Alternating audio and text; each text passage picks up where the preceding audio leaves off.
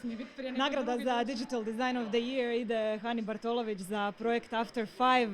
Čuli smo evo sada dojmove, vjerujem da si pod dojmom, ponavljat ćeš se sad vjerojatno, ali evo nakon nekoliko mjeseci zaista ste se nekako vinuli u visine i sve ono što si dugo sanjala na kraju se ostvarilo i dobila si ovu nagradu.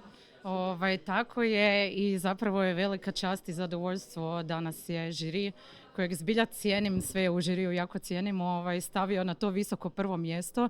Bili smo u zbilja zahtjevnoj konkurenciji, znači postojimo, evo uskoro će nam biti godina dana, a nama uz bok su bili apsolutno svi veliki mediji koje već dugi niz godina čitam, cijenim i sve to tako dalje, tako da je ovo definitivno toliko priznanje i toliki vjetar u leđa za dalje da sam presretna. Koliko je se teško probiti u ovome svijetu kad ima i jako puno portala, osobito lifestyle portala, da ponudiš nešto ipak drukčije, znaš u što ulaziš i koliko je teško privući i klijente, ali i čitatelje, budući da je toliko smo zasićeni s tim silnim sadržajem, da moraš imati nešto drukčije i novo. Je. A mislim, upravo si odgovorila na to pitanje.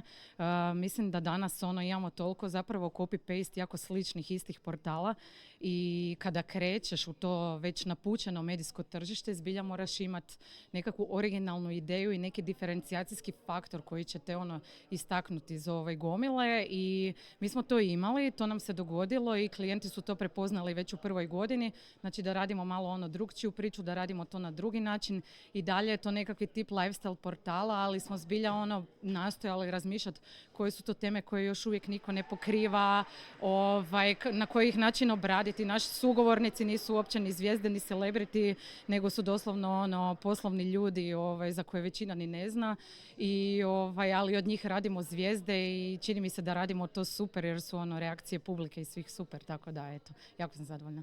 Koliko vas radi? Radi nas trenutno 4.